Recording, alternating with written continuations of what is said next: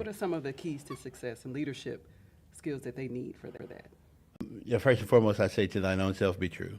Realize who you are. If you know your why, your how, and your what, then the effort is a piece of cake. When you realize that what you are doing in the moment has a big impact on the mission of the organization that you're a part of, and then what is that world impact? I'll remind you of a quick story. Okay. John F. Kennedy was the story, as the story goes. John F. Kennedy was touring NASA. He talked to a guy who was clearly a janitor. And he said, "What are you doing?" And the guy said, "I'm putting a man on the moon."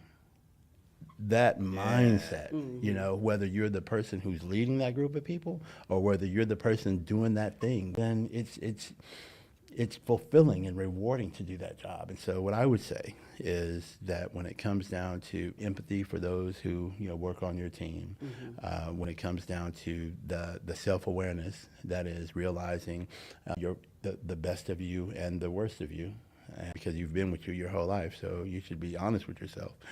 And then take those two things especially, care for others, because a lot of people have been given credit for the statement, people don't care how much you know until they know how much you care. Well, you express that measure of care. Some people might call it heart leadership, but when you express that measure of care for others, people will run through a troop and jump over a wall. And when we, again, stay conscious of who we are and perhaps what our objectives are, because goals are for others, objectives are for those who mean to get to them. Say that again. I said your goals are for others, but objectives are for those people who intend to get to them. And so when you have those objectives set, whether it be professional, personal, whether attain a particular position within your organization, you got to get after it and be committed to excellence and the fair treatment of all while you do it.